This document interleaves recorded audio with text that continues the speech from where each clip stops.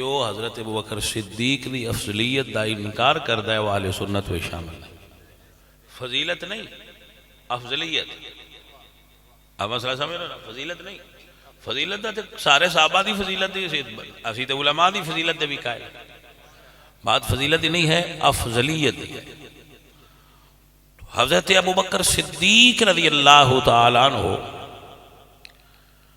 آپ دی افضلیت نو حضرت عبداللہ بن عمر رضی اللہ تعالیٰ عنہ ارشاد فرما دیں کہ اسی حضور دے زمانے ہائے ہائے اب سمجھنا کہ اسی حضور دے زمانے وچ ابوبکر صدیق نو سارے صحابہ تے فضیلت دیندے ساں اور حضور سندے پہ ہوندے آئے.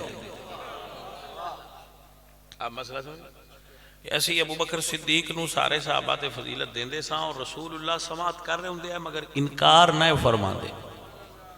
تو یہ بات دین دا حصہ ہے کہ حضور دے سامنے کوئی غلط کام ہوئے تے حضور امر بالمعروف اور نہی عن المنکر تے اللہ دی طرف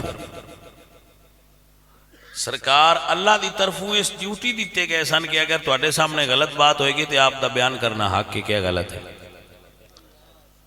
اور رسول اللہ سرکار تو بعد جنہ ہوتے بندے زیادہ اعتبار کر دیں مولا علی سرکار انہوں تو انہوں نے صاحب زیادہ پوچھے ہے کہ ابا جی اس مسئلے ہوتے تو یہ مطلب ہے گل اس لیے بھی وہی ہے.